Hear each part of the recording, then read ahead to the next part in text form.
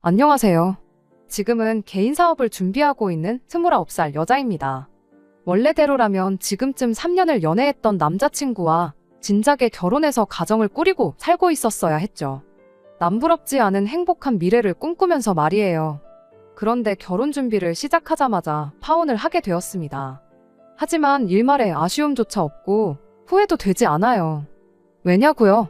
제가 결혼하려던 인간은 자기 가족들 앞에서 허수아비나 마찬가지였고 그 집구석은 정말 상상을 초월하는 시월드 중 시월드였기 때문이에요. 처음에는 그냥 시어머니가 조금 유난스러운 정도라고만 생각했어요. 모시고 살 것도 아닌데 그게 뭐가 문제겠냐 하고 대수롭지 않게 생각하려고 했었죠. 세상 어딘가에 어떤 분들은 좋은 시어머니 만나서 마냥 편하게 느껴지는 분들도 계시겠지만 대부분의 사람들이 시어머니를 불편해하는 게 당연한 거 아닌가 생각했거든요. 그런데 이 집구석은 불편한 정도가 아니라 선을 넘어도 한참을 넘어버렸어요. 뭐 얼마나 대단한 집구석이라고 저를 사람 취급도 안 해주는데 저라고 이 인간들을 사람 취급을 해줘야 하는가 싶었죠. 결혼을 더 두고 볼 게 있는 건가 싶은 생각이 드는 순간 속 시원하게 파혼 선언 해주고 돌아왔습니다. 3년 연애하는 동안 정도 많이 들었고 사랑했으니 결혼까지 생각했던 거지만 그 시간이 아까울 뿐이지 아쉬운 마음은 하나도 없네요. 아마 지금 파혼 안 했으면 이혼했을 게 분명했으니까요. 이혼녀로 사는 것보다야 파혼한 게 100번 1000번 나은 거 아니겠나요? 말씀드렸다시피 남자친구 자체만 두고 보면 나쁜 사람은 아니었어요. 남자친구는 직장 동료로 처음 만났습니다. 회사에서 저보다 2년 선배였고 직장 동료로 1년을 지내다 회식 자리에서 남자친구가 난데없이 고백을 해오는 바람에 연애를 시작하게 되었어요. 회사 자체가 규모가 작고 워낙에 가족 같은 분위기라 그런지 오히려 다른 직장 상사들은 물론이고 사장님까지 나서서 남자친구를 밀어줄 정도였죠. 보통 규모가 작은 회사일수록 사내 연애를 기피한다던데 저희 회사는 그런 게 전혀 없었습니다.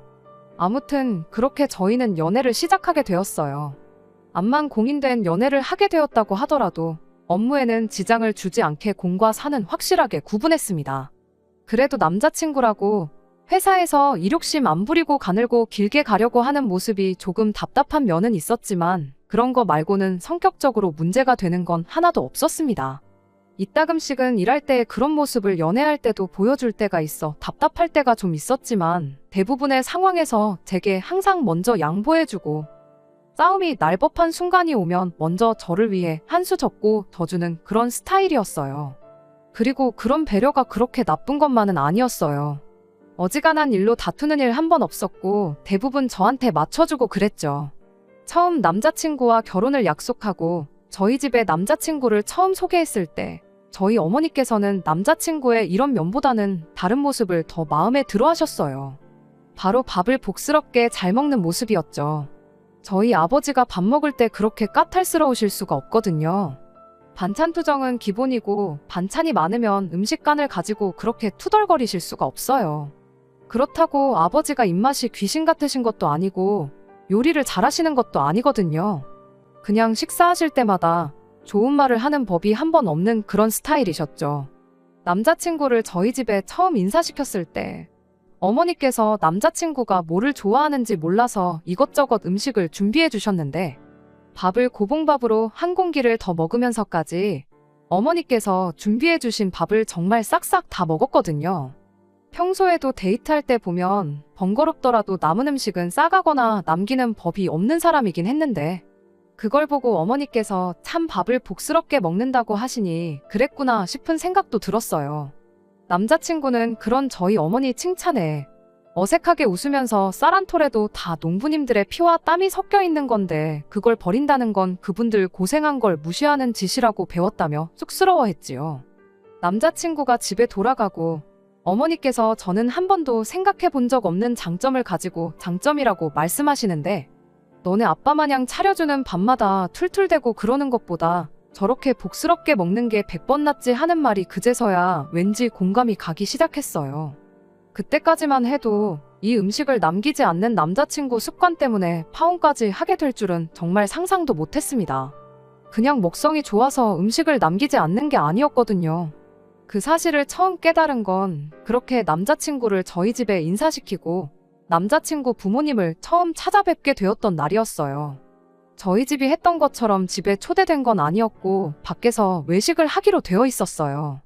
남자친구 아버님이 일 때문에 시간을 내기 어려워 점심시간에 해서 직장 근처에서 만날 계획이었거든요. 약속 장소에 도착하니 아버님만 자리에 계셨죠.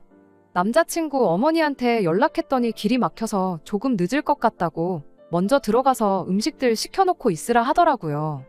식당에 들어가기가 무섭게 아버님이 음식 시킬 테니까 일단 밑반찬부터 먼저 세팅해달라 하시고는 공깃밥 하나만 먼저 주문을 하셨어요. 진작에 점심을 먹어도 먹었을 시간에 공복으로 있으니 배가 고프다는 이유였지요.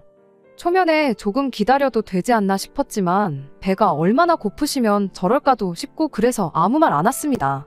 사실 제가 뭐라고 할 건덕지가 있던 일이 아니기도 했고요. 그렇게 직원분이 밑반찬과 공깃밥 하나를 내왔고 아버님은 일단 이걸로 배라도 채워야겠다며 급하게 식사를 시작했습니다. 그러던 중 남자친구 어머님이 자리에 도착을 했어요. 도착하자마자 아버님이 공깃밥만 시켜서 밑반찬으로 식사를 하고 있는 걸 보고 아버님 등짝부터 한 대 내려치더라고요. 모처럼 비싼데 외식 왔으면 좋은 걸 먹어야지. 이런 걸로 배를 채우고 있냐면서요. 그러더니 아버님이 한참 드시고 있던 밥 공기를 제 쪽으로 쭉 밀어놓았어요. 그때까지만 해도 그냥 가까운 쪽으로 밥 공기를 치워놓은 거라 생각했죠. 자리 자체는 그냥 인사를 드리러 갔던 자리였다 보니 당연히 나올 법한 질문들 외에는 그다지 문제다 싶을 만한 일은 없었어요. 진짜 시작은 식사가 끝나고 자리에서 일어나면서였죠. 남김없이 싹싹 먹는 가풍을 가진 집구석답게 흡사 메뚜기 떼가 휩쓸고 지나간 것 마냥 잔반이라곤 찾아볼 수도 없었습니다. 딱 하나, 식사 시작 전에 시어머니가 제자리로 밀어놓았던 아버님이 식당 도착하자마자 시켜놓은 절반 정도 남은 공깃밥 하나 빼고 말이죠. 그걸 식사가 다 끝나고 나서 자리에서 일어나고 나서 예비 시어머니가 발견을 한 거죠. 그걸 발견한 즉시 예비 시어머니가 저한테 한마디 하더군요. 너는 뭔데 저걸 밥이라고 남겼냐고요. 순간 당혹스러웠다기보다 내가 남긴 걸로 착각하셨는가 보다 싶어서 예비 시어머니한테 이거 아버님이 드시던 밥이라고 제가 남긴 게 아니라고 대답을 했죠. 그런데 예비 시어머니가 누가 그걸 몰라서 묻는 줄 아냐고 대답을 하는 거예요. 그땐 정말 당황스러웠죠. 순간 저도 모르게 남자친구를 쳐다봤는데 제 당혹스러운 표정이 읽히지가 않는 건지 아니면 아무 생각이 없는 건지 멀뚱멀뚱 가만히 있는 겁니다. 평소에도 썩 도움이 되는 편은 아니었지만 그날따라 남자친구는 왜 이렇게 쓸모가 없던지 도무지 예비 시어머니의 의도가 무언지도 모르겠고 제 말을 잘못 들었던 건가 싶기도 해서 다시 대답을 했어요. 제가 남긴 게 아니고 아버님이 남기신 거라고 말이죠. 더 따지지는 않았지만 그 말이면 충분히 번지수를 잘못 찾았으니 밥 남긴 거 가지고 잔소리를 하려거든 나 말고 아버님한테 하시라는 메시지가 담겨 있다고 생각했습니다. 예비 시어머니는 그런 제 대답에 한숨을 푹 쉬더니 바로 직원분을 불러서는 일회용 봉지 하나를 달라 했어요. 그리고는 온갖 양념장이 묻어있는 남은 밥을 봉지로 옮겨 담더니 봉지 끝을 묶어서는 이건 너가 집에 가져가서 먹어라 하고는 그 봉지를 저한테 넘기는 거 아니겠어요? 순간 또 이게 무슨 상황인가 싶어서 이 밥을 제가 어떻게 먹냐고 되물었죠. 예비 시어머니는 그릇에 옮겨서 전자레인지에 1분만 돌리면 된다고 찬밥도 한 번 안 먹어봤냐며 또 뭐라 궁시렁대기 시작했죠. 어이가 없어서 제가 설마 전자레인지 사용법도 몰라서 그러는 거겠냐고 아버님이 먹다가 남긴 밥을 왜 저한테 처리하라고 그러시는 거냐 했죠. 이때까지만 해도 저한테 짓궂은 장난을 치는 건지 진심으로 저러는 건지 애매했는데 며느리의 희생정신이 어쩌고저쩌고 하면서 열변을 토하는 모습을 보니 아, 이게 진심이구나 하는 생각이 대번에 들더라고요. 며느리 희생정신이 웬 말인가 했더니 비싼 밥 먹으려고 외식 나와서 시아버지가 맛있는 걸 더 많이 드시는 게 당연한 거지 쌀밥으로 배를 채우게 하는 게 말이나 되냐고. 며느리면 며느리답게 시어른들이 맛있는 거 하나라도 더 드시게 양보하는 것이 기본 아니겠냐는 말도 안 되는 소리를 하더라니까요. 어이가 없어서 아니, 맛있는 거 많이 드시는 것도 좋은데 안 드실 거면 그냥 남기면 되는 거 아니냐고 그렇게 대답했더니 이번엔 또 저보고 버리기는 뭘 버리냐고 얘가 음식 아까운 줄도 모른다고 또 뭐라 하는 겁니다. 와, 진짜 어이가 없어서 웃음도 나오지를 않더라니까요. 그렇게 어이없게도 예비 시어머니가 건네준 먹다 남은 밥이 들어있는 투명 봉다리를 받아들고 가게 밖을 나오게 되었어요.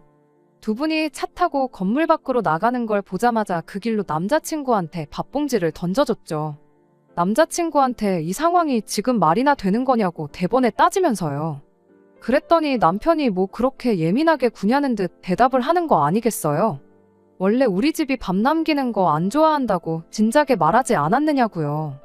아니, 그럼 그걸 아는 인간이 이렇게 될 줄 알면서도 식사가 다 끝날 때까지 아버님이 먹다 남은 밥을 그렇게 내버려 둔 거냐고 따졌어요. 그랬더니 엄마가 하는 말 못 들었냐고. 그 상황에서 자기가 그 밥을 먹는다고 했어도 상황은 별반 달라질 거 없었다는 소리를 하더라고요. 말인즉슨 며느리가 가족들이 더 맛있는 거 먹도록 희생해야 하는 게 시어른들 뿐만 아니라 남편한테도 해당한다는 소리였죠. 못 먹을 거 준 것도 아니지 않냐길래 어이가 없어서 넌 그럼 우리 엄마나 아빠가 먹다 남긴 밥을 너한테 먹으라고 줘도 따라서 먹을 셈이냐 물었더니 그 말에는 또 아무 대답을 못 하대요. 자기도 길게 끌어봐야 좋을 거 하나 없겠다는 걸 알았는지 이내 저한테 미안하다고 사과를 하더라고요. 다음부터는 같은 상황이 생기면 자기가 먹는 쪽으로 하겠다면서요. 그리고 크게 걱정 말라고, 원래 우리 집이 웬만해서는 먹을 걸 남기는 법이 없다고, 오늘 같은 경우는 거의 보기 드물다며, 웬만해서는 남는 음식이 없을 테니 같은 일이 또 일어나지는 않을 거라면서 자기가 신경 못 써줘서 미안하다고 계속해서 사과를 해왔습니다. 저만큼까지 사과를 해오는데 또 거기서 툴툴대고 있자니 그것도 제가 너무 속이 좁아 보이지 않겠나 싶어서 다음부터는 주의해달라고 다시 한번 한마디 하고 그렇게 그 날을 넘겼어요. 다음번에 예비 시어머니를 만나게 된 건 상견례 자리였어요. 사실 그날 이후로 아예 결혼을 엎어버리는 걸 생각 안 한 건 아니에요. 아무리 사람마다 자라온 환경이 다르고 집집마다 가풍이 다르다고 해도 그날의 일을 그냥 다르다는 이유로 묻어버리고 넘길 일은 아니었으니까요. 결혼하고 나서 시부모님과 함께하는 자리가 있으면 음식 남는 거 가지고 신경 쓰고 스트레스를 받게 될 게 너무 뻔한 일이잖아요.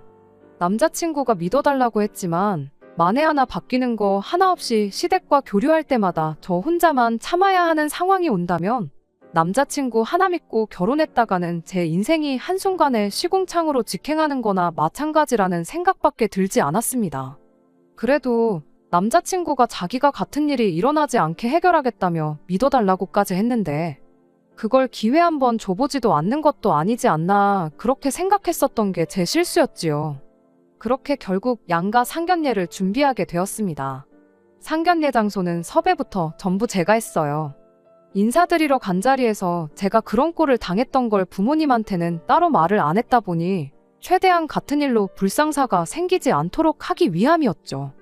일부러 장소도 코스로 요리가 나오는 한정식집을 골랐습니다. 생선인지 고기인지 고르는 정도만 제외하면 같은 음식 같은 양의 음식이 각자 앞으로 똑같이 나오기도 하고 또 음식 나올 때마다 먼저 나온 음식도 치워주고 그러시니 행여나 막판에 가서 음식 남기는 문제로 헛소리를 들을 일이 없을 거라 생각했거든요. 그리고 만에 하나 저희 부모님이 앞에 있는데도 잠바는 며느리 몫이라니 어쩌니 하면서 똑같은 짓을 하면? 그러면 그때는 뒤도 돌아볼 것 없이 그 길로 찬물을 남자친구든 예비 시어머니든 한 잔 시원하게 끼얹어주고 파혼할 생각이었죠. 그런데 이게 웬일인지 그런 불상사는 일어나지 않았어요. 코스 요리 시작은 빈 속부터 달래라고 전복죽이 조금 나왔는데 내장 잡내를 제대로 못 잡은 건지 제가 먹기에도 조금 비리더라고요. 그 상황에 입맛 까탈스러운 저희 아버지께서 죽이 좀 비리다고 하면서 한 입만 드시더니 그릇을 옆으로 치우셨어요.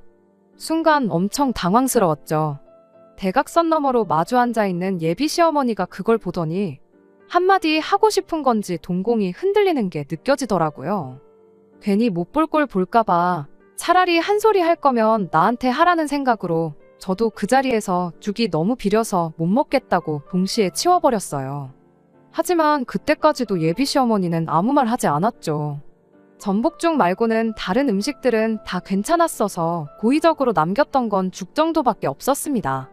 남자친구네처럼 그릇 바닥이 보일 만큼 싹싹 먹지는 않았지만 그거에 대해서도 딱히 아무 일도 없었어요.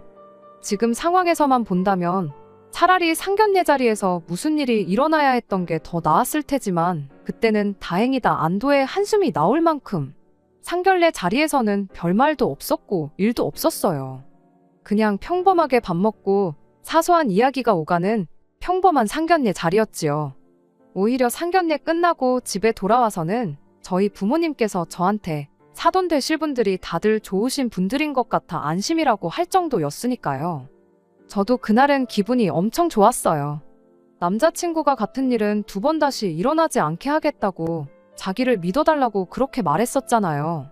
그 약속을 너무나도 훌륭하게 지켜주었으니 기회를 줘보기를 잘했다는 생각 말고는 다른 생각이 들지 않을 정도였습니다. 그때는 몰랐던 거죠. 얼마나 전복죽을 한 술만 뜨고 남긴 거부터 해서 그릇 바닥이 보일 때까지 접시를 핥아먹지 않은 걸 가지고 예비 시어머니가 얼마나 한마디 하고 싶었던 건지 말이에요. 저 혼자만 있을 때는 만만하니까 잔반은 네가 먹어라 할 수 있지만 저희 부모님이 앞에 계실 때는 싸움 날까봐 자기가 지들이 남긴 밥 며느리가 먹어치워야 한다고 그러는 게 누가 봐도 명명백백하게 잘못된 행동이라는 걸 알고 있으니까. 자기들이 질게 뻔하니까 그냥 참고 있었다는 걸 그것도 모르고 남자친구가 해냈다고 착각한 제가 다 바보 같네요. 상견례가 끝나고 나서 결혼 준비를 시작했는데 그때 예비 시어머니가 저를 다시 집으로 초대를 했습니다. 갑자기 집으로 불러내는 게 뭔가 불안하기는 했지만 상견례 자리에서는 사소한 이야기만 오갔다 보니 본격적인 결혼 준비를 시작하면서 이래저래 할 이야기가 많아서 부르는 거겠구나 생각했어요.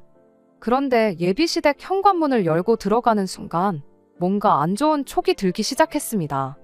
왜 보통은 아무리 환기가 잘 돼 있어도 식사 전에 가면 현관문 앞에서부터 조금이나마 음식 냄새가 나기 마련이잖아요. 그런데 현관문 앞은커녕 문을 열고 들어갔는데도 집안에서 음식 냄새라고는 하나도 나지 않았거든요. 와서 밥 먹고 가라는 말을 분명히 했기에 당연히 식사는 집에서 하겠구나 싶었는데 집에 들어가도 음식 냄새는 나지 않았고 빈손으로 오기 뭐해 사가지고 왔던 케이크를 냉장고에 넣을 때도 냉장고에 먹을 거라곤 반찬통에 덜어놓은 김치 한 통이 전부였어요.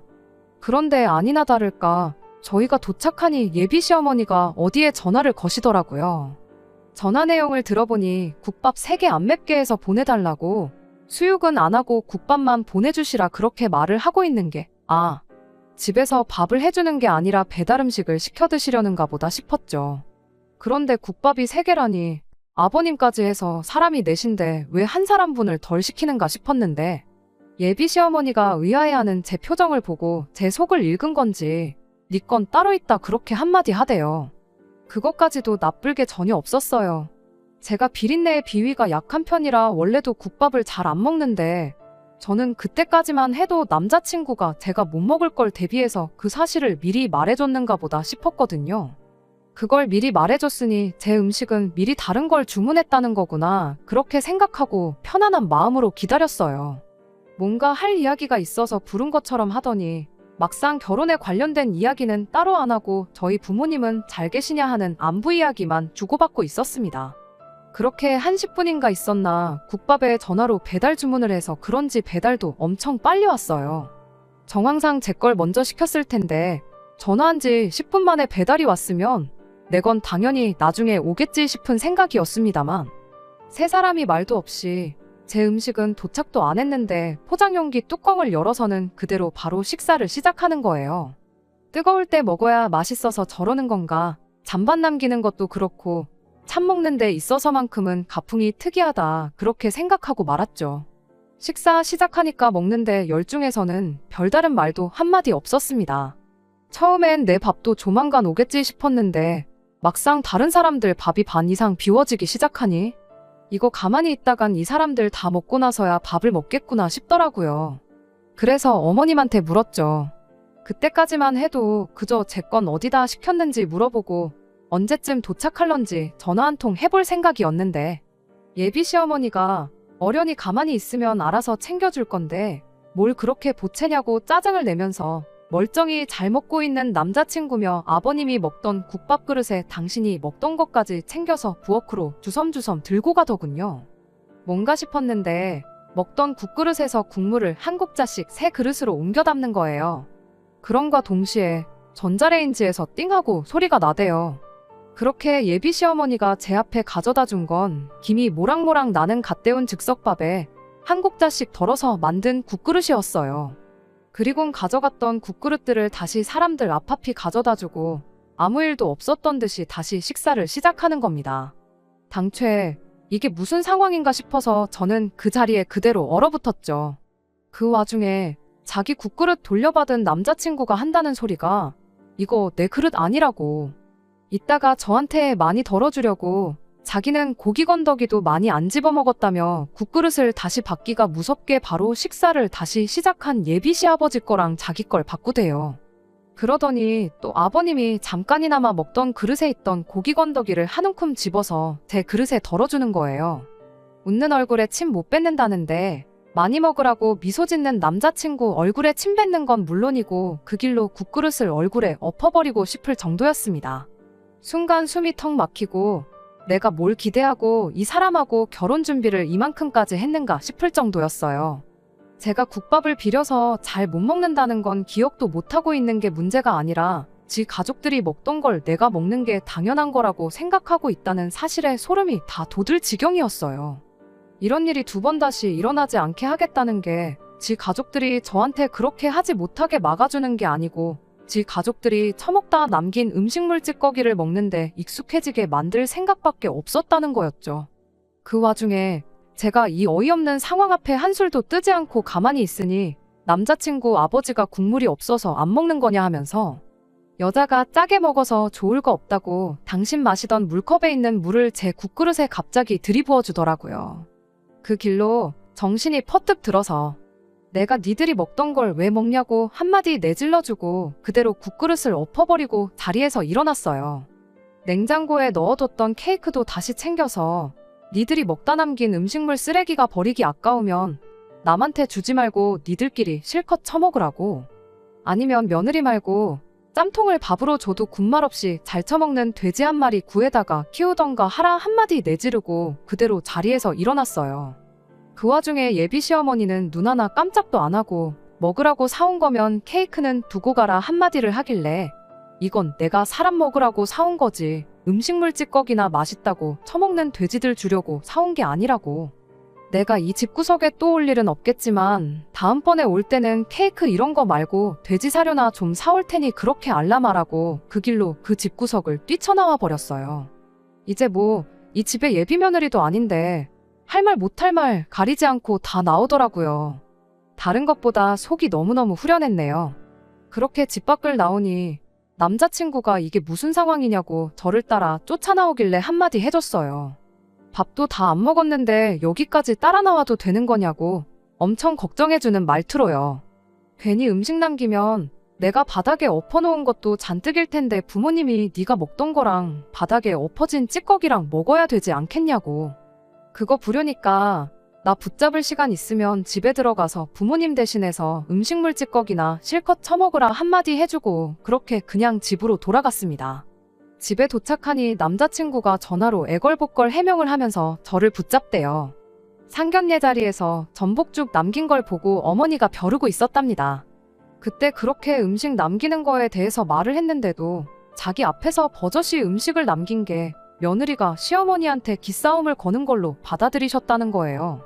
국밥을 섞어서 저한테 준 게 그걸 저한테 진짜로 먹이려고 그랬던 게 아니고 먹는 척이라도 했으면 그러니까 앞으로 음식 남기지 않겠다는 그 의지만 보여줬어도 어머니는 저를 가족의 일원으로 인정을 해줬을 거라는 소리를 하는 겁니다. 그걸 해명이라고 하고 있냐고. 결국 시어머니 하는 말에 찍소리도 못하고 시어머니가 먹으라면 짬밥도 먹는 척하는 며느리가 필요했던 거 아니냐고 한마디 해줬죠. 파혼하길 진짜 잘한 것 같다고 하마터면 별 거지 같은 집에 내 발로 기어 들어가서 내 인생 시궁창으로 빠뜨릴 뻔했다. 그렇게 말을 이었더니 남자친구가 사과를 하다 말고 혼자 욱해가지고 너 지금 우리 집을 시궁창이라고 한 거냐고 성질을 내는 거 아니겠어요? 음식물 찌꺼기를 밥이라고 주는데 그게 시궁창이 아니고 뭐냐고. 시월드나 시궁창이나 시자 들어가는 거 똑같은데 그게 그거 아니겠냐 말하고 2번 다시 연락하지 말라 말하고 전화를 끊어버렸습니다. 진작에 2달 전에 했었어야 했던 파혼 선언을 이제서야 하다니 제가 정말 미쳤었구나 싶었네요. 파혼을 선언한 그날 집에서 사직서부터 썼습니다. 남자친구랑 한 공간에서 같이 숨 쉬는 것도 싫었거든요. 남자친구가 그만두면 될걸. 제가 남자친구를 위해 그만둬주는 그림처럼 보일 수도 있는데 그건 아니에요. 어차피 저도 언젠간 제 사업을 시작하고 싶었는데 회사 사람들도 좋고 남자친구도 있었다 보니 그냥 무난하게 흘러가는 회사 생활에 점점 익숙해져서 내 사업을 해보려던 결심이 약해지던 시기였거든요. 그래서 그만두는 데는 아쉬움이 없었어요. 다음날 회사 출근하자마자 사장님한테 사직서부터 전달했어요. 남자친구는 저를 볼 낯이 없던 건지 뭔지 모르겠지만 급하게 월차내서 일을 빼버렸더라고요. 사장님이 저는 사직하겠다 하지 남자친구는 급하게 월차를 내서 쉬겠다고 하지. 무슨 일이 있어도 있겠구나 눈치를 챈 건지 뭔 일이 있냐며 제게 물으셨죠. 그래서 그냥 숨김없이 남자친구랑 파혼하게 된 이야기를 해줬어요. 은근 회사에서 처음으로 결혼하는 커플이 탄생하는 줄 알고 기대하셨던 사장님도 그 이야기를 들으니까 그런 집이면 파혼하는 게 100번 맞다면서 동의를 해줬습니다. 그리고는 제게 묻대요. 남자친구가 문제면 남자친구를 자를 테니 저보고 남아있으라고 저를 붙잡기까지 했어요. 이참에 새로 시작하는 마음으로 사장님한테 배운 역량을 발휘해 이젠 내 사업을 시도해보고 싶어서 그만두는 거라고 말뿐이라도 정말 감사하다 말하고 그렇게 자리에서 일어났어요. 마음이 바뀌거나 생각처럼 잘 안 되면 연락하라는 사장님의 배려와 함께 저는 그렇게 회사를 그만두게 되었죠. 남자친구 소식을 다시 들은 건 그로부터 3달이 지나서였어요. 사장님한테서 연락이 왔거든요. 한참 사업 준비하고 있는 와중이었는데 사장님이 생각처럼 일이 잘 안 풀리면 네 전 남자친구는 진작에 잘랐으니까 돌아오고 싶을 때 돌아오라고 하시대요. 헤어진 충격 때문인지 안 그래도 일하는 게 엉성했는데 실수하는 게 너무 많아지고 나아질 기미를 보이지 않아서 결국 해고를 했답니다. 다시 회사로 돌아갈 생각은 없었지만 이렇게 또 연락까지 주셔서 감사하다 말하고 전화를 끊었어요. 어디선가 남자친구는 저 때문에 결혼도 물 건너가고 직장도 잃었다고 툴툴대고 있으려나요. 설령 그런다 한들 저는 한치도 미안한 마음이 들지 않습니다. 누가 봐도 자업자득인 일이잖아요.